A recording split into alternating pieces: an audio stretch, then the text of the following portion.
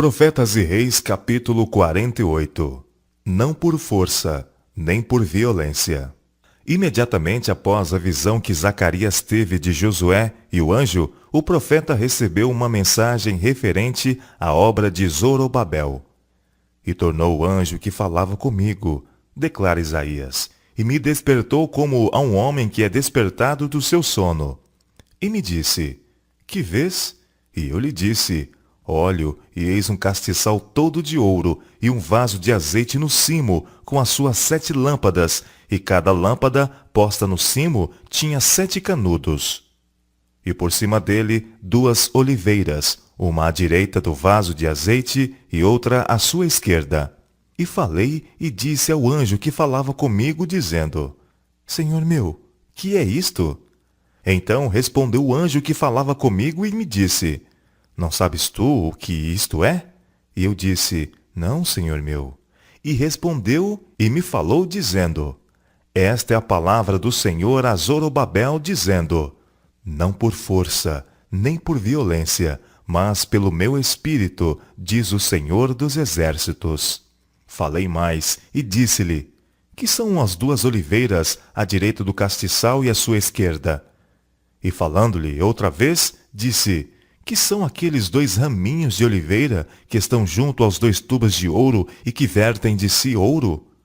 Então ele disse, estes são os 2 filhos do óleo, que estão diante do Senhor de toda a terra. Zacarias capítulo 4, versos 1 a 6 e versos 11 a 14.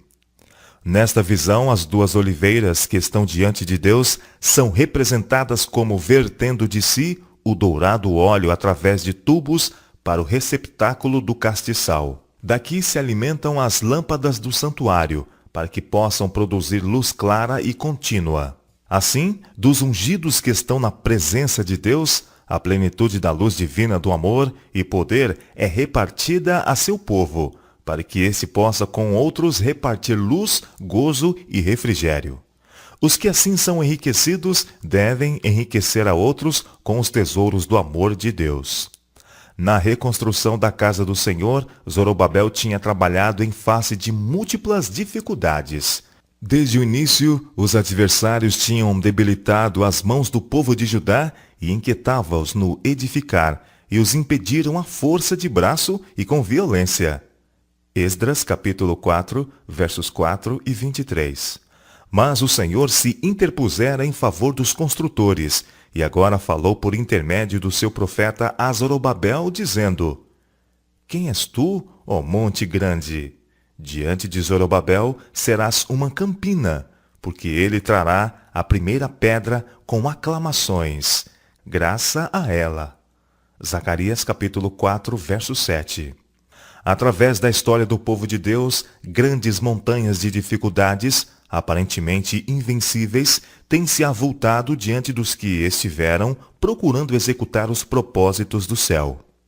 Tais obstáculos são permitidos pelo Senhor como um teste de fé. Quando somos apertados de todos os lados, é sobretudo tempo de confiarmos em Deus e no poder do seu Espírito.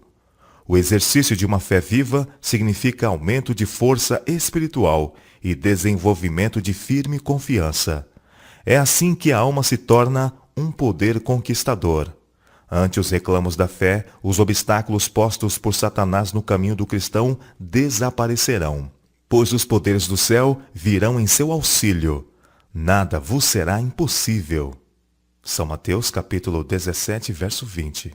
O caminho do mundo tem seu início com pompa e ostentação. O caminho de Deus deve tornar o dia das coisas pequenas o começo do glorioso triunfo da verdade e da justiça. Algumas vezes, ele disciplina seus obreiros, levando-os a desapontamentos e aparente fracasso. É seu propósito que eles aprendam a dominar as dificuldades. Muitas vezes, os homens são tentados a fraquejar ante os obstáculos e perplexidades que os defrontam. Mas, se eles mantiverem o princípio de sua confiança firme até o fim, Deus fará que o caminho se torne claro. O sucesso lhes sobrevirá ao lutarem contra as dificuldades. Ante o intrépido espírito e firme fé de um Zorobabel, montanhas de dificuldades tornar-se-ão em planície, e aquele cujas mãos puseram os fundamentos, também as suas mãos a acabarão. Porque ele trará a primeira pedra com aclamações. Graça, graça a ela. Zacarias capítulo 4, versos 9 e 7. O poder humano e a humana força não estabeleceram a Igreja de Deus, nem a podem destruir. Não sobre a rocha da força humana, mas sobre Cristo Jesus, a rocha dos séculos, foi fundada a Igreja. E as portas do inferno não prevalecerão contra ela. São Mateus capítulo 16, verso 18. A presença de Deus dá estabilidade à sua causa. Não confieis em príncipes, nem em filhos dos homens, é a palavra a nós dirigida. No sossego e na confiança estaria a vossa força. Isaías capítulo 30, verso 15. A gloriosa obra de Deus, fundada nos eternos princípios do direito, jamais fracassará. Ela prosseguirá de poder em poder, não por força, nem por violência, mas pelo meu espírito, diz o Senhor dos Exércitos. Zacarias capítulo 4, verso 6. A promessa: as mãos de Zorobabel têm fundado esta casa, também as suas mãos a acabarão. Foi literalmente cumprida. E os anciãos dos judeus iam edificando e prosperando pela profecia do profeta Ageu e de Zacarias, filho de Ido, e edificaram a casa e a aperfeiçoaram conforme ao mandado do Deus de Israel, e conforme ao mandado de Ciro e Dario, e de Atarxerxes, rei da Pérsia. E acabou-se esta casa no dia 3º do mês de Adar, que era o 6º ano do reinado do rei Dário. Esdras capítulo 6, versos 14 e 15. Pouco tempo depois, o templo restaurado foi dedicado. E os filhos de Israel, os sacerdotes e os levitas, e o resto dos filhos do cativeiro, fizeram a consagração desta casa de Deus com alegria, e celebraram a Páscoa no dia 14 do 1º mês. Esdras, capítulo 6, versos 16, 17 e 19. O segundo templo não igualava o primeiro em magnificência, nem recebeu toque visível da presença divina, como no caso do primeiro templo. Não houve manifestações de poder sobrenatural para assinalar sua dedicação. Nenhuma nuvem de glória foi vista inundar o santuário recém-erigido. Nenhum fogo desceu do céu para consumir o sacrifício sobre seu altar. O Shequiná não mais habitava entre os querubins no Santo dos Santos. A arca, o propiciatório e as tábuas do testemunho não se encontravam ali.